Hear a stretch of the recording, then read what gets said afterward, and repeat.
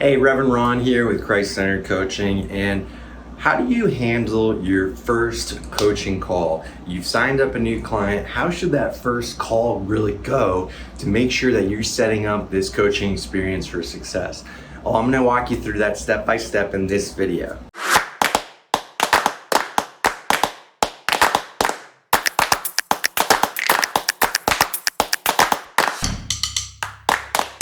Hey coach, today we're talking about how to make sure you have a successful getting started call, that first call with your client. So number one, the first thing that I do on every coaching call is I pray. I invite the Holy Spirit into the call, and on this first call, I dedicate the whole coaching experience to Him. We say, God, you're CEO, or you're in charge of our life.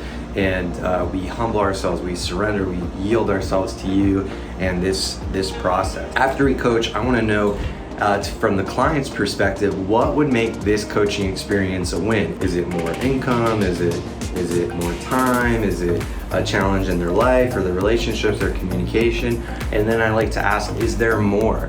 Is there more that you want to get out of this? A lot of times, coaching clients will come in and have different things than you think that they are coming in for. So asking clarity on what are the goals that you want to accomplish, what would make this experience, when we look back 12 months from now or 6 months from now, we look back on this, what will we have accomplished? Right? That's a wonderful way to ask that. The other thing that I do on this first call is I want to understand the client as best as I can, their communication style, their personality. So I actually give them a number of tests to do. The first is the Keirsey temperament test. There's other ones like Myers-Briggs and things like that you can get their personality type, which is really helpful. The next one that I do is a strength test. I use the Gallup Strength Finders test. This really will outline their top 5 strengths and it ranks them as well. So I can know, all right, they're really gifted in these areas. These are things that we should probably delegate or just get off their plate, things like that. And then lastly, because the way I do coaching is entirely Holy Spirit led, we're willing to interrupt our agenda and go where the Spirit needs. So one of the things that I do is I give them a spiritual gifts test. A lot of people don't know what their spiritual gift is or what office they hold or anything like that. So just giving them a simple test to help them identify how they're wired helps you as a coach know how best to coach them. So you got their personality, you got their strengths and weaknesses, and you got their spiritual gifts, and you got their goals and what do you want to have accomplished. I put all of this down on paper. I have a little worksheet, a little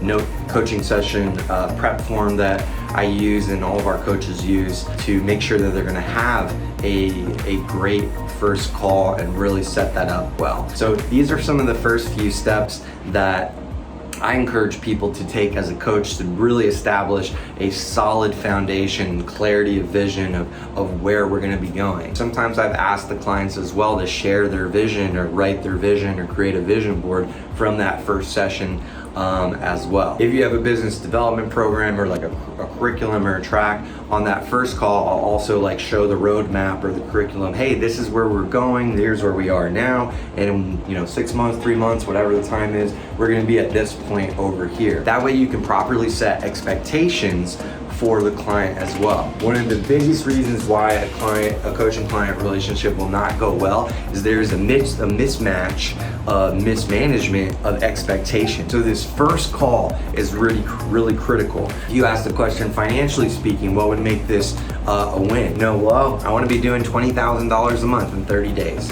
And this person has no business, no product, no service, right? Kind of tough to get a 20K residual right out the door starting from scratch, right? So if you want to have realistic expectations and say yes, you can get there, it's going to take a little bit more time because we have to do these steps beforehand. But all these questions that you can ask to really discover what's holding them back, what would make this a win, getting clear on all that on your first session is going to ensure that expectations are met, managed well, and that you are doing everything that you can as a Christ-centered coach to empower people to prosper. My name is Reverend Ron Gilak. I hope you enjoyed this video. For more tips and coaching stuff like this, go ahead and click the link to subscribe and head on over to ChristCenteredCoaching.com for more resources like this to help you become a Christ-centered coach.